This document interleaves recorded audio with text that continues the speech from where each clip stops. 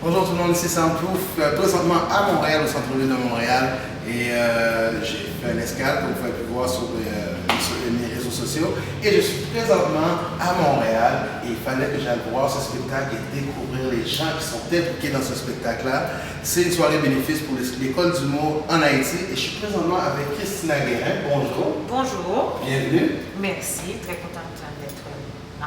Mais oui, on suit beaucoup tes feuilletons et tes projets en Haïti, mais il faut découvrir maintenant Christina Guérin dans le cadre d'une activité, ici un projet à Montréal. Est-ce que tu peux expliquer un peu aux gens ton implication?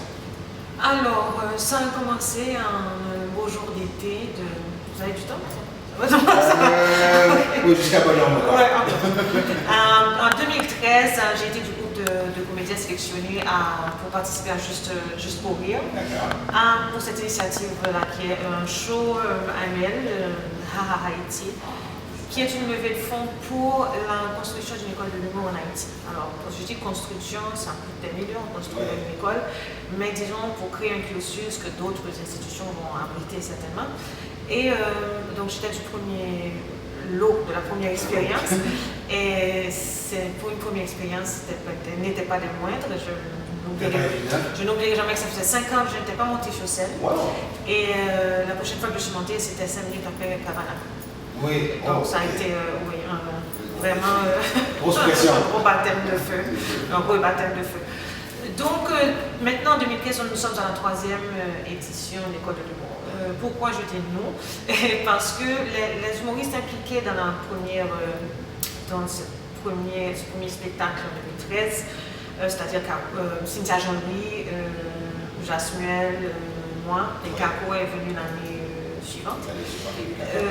Nous avons pris l'engagement de nous engager nous à un niveau parce que cette expérience est extraordinaire. Donc, on ne le fait pas maintenant encore à plein temps, mais nous allons aider à monter l'école de l'humour. Nous allons prendre des formations de formateurs aussi. Oh. Et donc, moi, ça fait ma 3e année au Festival Juste pour rire. L'année dernière, j'étais au ZooFest dans un autobus. J'ai joué dans un autobus. C'était une super expérience avec Cynthia Jean-Louis.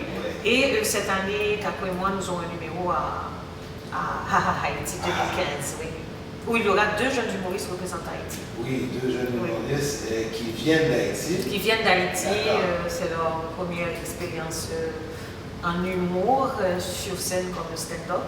Ils sont des gens de théâtre, mais c'est leur première expérience de stand-up. Sous ton aile un peu, parce que tu fais du théâtre, tu fais d'autres choses qui sont...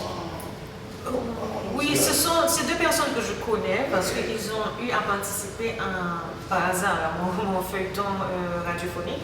Je dois dire que tout ce qui s'appelle jeune acteur en Haïti, j'ai l'impression que je les connais ou je les ai inscrits. J'imagine un feuilleton qui va avoir 3 ans et qui a besoin constamment de personnages. Donc, il se trouve que je connais ces années-là pour avoir peut-être pas participé à ce show-là.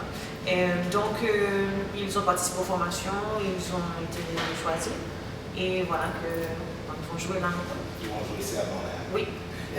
J'imagine, je vais leur demander, je vais les croiser ce dimanche, les ajustements de blagues haïtiennes ou les mots comparativement à l'humour québécois. Est-ce que c'était difficile pour eux? Pour toi, tu as l'expérience de voyager, de venir souvent à Montréal, mais est-ce que c'est un défi quand tu les encadres ou vous échangez avec eux, de compréhension, de perception?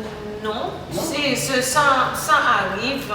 C'est toujours bon de s'intégrer un petit peu, donc de faire quelques blagues qui ont rapport avec ce qui se passe dans le pays où il est arrivé, d'apprendre quelque chose de la ville pour faire un contact avec le public. On travaille avec Benoît Pelletier qui est vraiment super bon dans ce qu'il fait et donc la communication avec lui est très bonne. S'il y aurait un truc que le public ne va pas comprendre, il va nous le signaler et puis nous donner quelques hints aussi de ce qui se passe ici et comment être efficace. Mais je crois qu'il y a un humour international et ça passe. J'ai eu à faire des ajustements pour mes sketchs ici. D'abord la langue, il y a certaines blagues qui sont définitivement mieux en créole. Et donc il faut ou ne pas les donner ou tourner différemment, mais c'est pas compliqué. Surtout avec ton personnage, Tante Margot. Tante Margot, créole ou français, c'est vraiment pas un problème. Les Non. mêmes jokes sont possibles. Par contre, je joue le rôle d'une prostituée dominicaine. Oh oui. Passer du créole au français, le français n'est pas réaliste du tout, donc je suis obligée de carrément changer le personnage. Et comment son ton, son accent, c'est comment ça? Ah, sì, elle s'appelle Maria Conchita Mercedes Herrera Pica y Pica. Olé. Olé. Et ça, mais en français, ça sonne c'est bizarre. C'est bizarre. Oui. Mais c'est le monde. Oui, l'accent hispanique en français, la dynamique est différente. Tandis qu'une dominicaine qui parle créole, c'est intense, c'est piqué. C'est piqué, puis il y a des mots qui sont prononcés d'une manière bien précise et il faut être sur place pour pouvoir comprendre ça. C'est-à-dire que même pour un public créolophone ici, peut-être qu'un dominicaine, ça ne va pas frapper vraiment. Donc, dans ce sens-là, il faut adapter les blagues. Et tu parles, tu vois, ça m'a fait passer à notre sujet, et c'était la prochaine question. Ton feuilleton radiophonique, Zukuta, il faut être devant un haut-parleur, pour vraiment le sentir, et c'est des capsules de 15 minutes où tu capsules les gens dans un sujet, des fois, au départ, qui est un peu tabou. Est-ce que tu peux parler un peu de formule de Zukuta? Oui, alors Zukuta, c'est un feuilleton on commençait en 2013, 78 épisodes.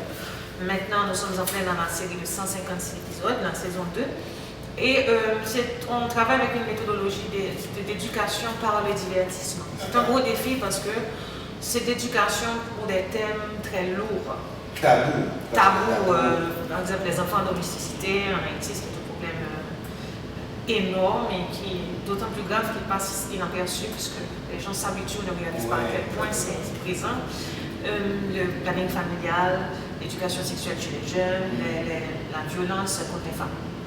Et donc, rendre divertissant un feuilleton où il faut faire tabasser l'actrice principale ou maltraiter un enfant. Et on a même eu des scènes de viol que nous avons dû faire à la radio et qui étaient très dures. Des viols audio avec d'excellents acteurs et qui étaient très durs à écouter. Et donc, divertissant ne veut pas dire humoristique. Disons qu'on ne peut pas rendre divertissant, amusant une scène de viol. On n'en sort pas. Par contre, on la glisse au moment où le public s'y attend le moins. Donc, dans une histoire, ils ont envie de savoir ce qui va se passer, ils aiment bien interpréter un personnage qui est amusant, etc. Et là, on leur frappe. C'est une scène, oui. Comme on dit en bon créole, on calotte. On calotte. Et c'est important parce que c'est comme ça que ça se passe dans la vie, quand on ne s'y attend pas. Et donc c'est comme une sorte de rappel de la réalité de temps en temps. C'est pas comme ça que la méthodologie fonctionne. Disons que là, comme je vais répondre à la question que tu as posée, et comment ça marche, d'éduquer et divertir en même temps. Et là, ça a beaucoup d'impact. On a eu un scrupule à diffuser certaines scènes, j'ai dû faire approuver un comité. Wow. Et ils sont passés. Vous en approuvez? Oui, parce que pour éduquer sur la réalité, fuir la réalité n'est pas la meilleure méthode. Non. Donc, soit on le dit crûment, soit on va dans un autre sujet. Et je me suis rendu compte de l'impact de ces scènes. Il y a des gens qui nous écrivent, etc. et qui sont... Je pense toujours aussi que l'humour apaise des fois certaines choses ou comme si crève l'abcès. Tu vois? Oui. Dans le cas du feuilleton, je ne peux pas vraiment parler d'humour, on en a de temps en temps, mais on ne peut pas baser un truc aussi éducatif seulement sur l'humour, ça en passerait à côté.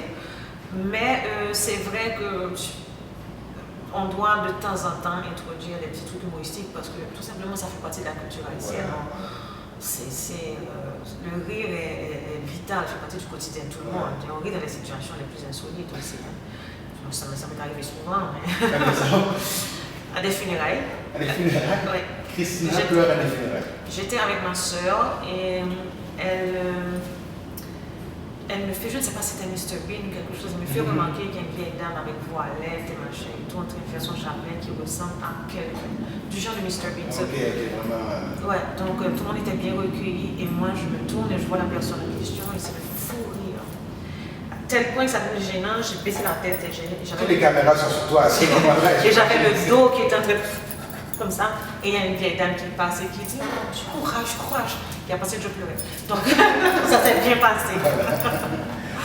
Un autre contexte où le monde peut rire en cachette, c'est dans un autre cadre que tu étais, un autre événement, un autre spectacle, Parole Chouchoune. J'ai pas participé à ce spectacle-là. Okay. C'est un groupe avec lequel j'ai travaillé dans les Stand-Up Ladies, donc je les connais toutes. Ouais. Mais je dois dire que le fait que ce soit devenu, c'est une interprétation qui est plutôt humoristique. La pièce, l'interprétation est excellente, vraiment excellente, mais la pièce a perdu de son aspect engagé dans cette interprétation. Oui. Enfin, moi, c'est mon nom, c'est mon avis.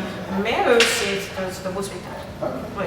Et juste pour clarifier, les gens qui ne comprennent pas, parce qu'on parle en français, Chouchoune, c'est pas vraiment français. Juste pour expliquer un peu, c'est la version créole. La version créole des monologues du vagin, de Eve Ensler. Et elle a tellement eu de bons feedbacks de cette interprétation. Ouais. Elle est entrée en Haïti, elle a rencontré ces dames, c'était assez intéressant de la rencontrer, de rencontrer l'auteur. Oui. Wow. Et qu'elle a assisté à une des représentations. Ouais. Oui, c'était assez. J'étais contente d'assister à ça. Le sujet est très tabou. Oui. On ne parle pas de ça comme ça, de parler de sexe, tout ça. Des femmes, en plus de ça, qui parlent de sexe, ça devait avoir une autre plateforme de discussion, un autre forum de discussion.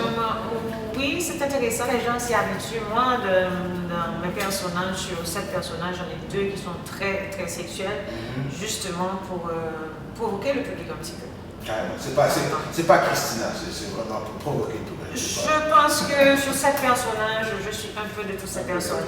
Ouais, mais ils sont tous soit provocateurs, ou très affirmatifs, they're very bold. Et c'est un message aussi. Moi, c'est une manière de militer dans une société très machiste, une manière qui est intéressante parce qu'on s'est raconté une histoire, donc les personnes qui écoutent ne se sentent pas accusées ou acculées à quelque chose, mais à l'occasion de réfléchir. Voilà. Et deuxième chose, comment je travaille mon humour, moi, sur scène en faisant parler ces différentes femmes très affirmatives et très fières de qui elles sont, avec toutes leurs qualités et tous leurs défauts. Ouais. C'est ma manière, moi, de militer pour les femmes. En 3 qualités de Mme Guérin. 3 qualités, je suis honnête, trop parfois. Et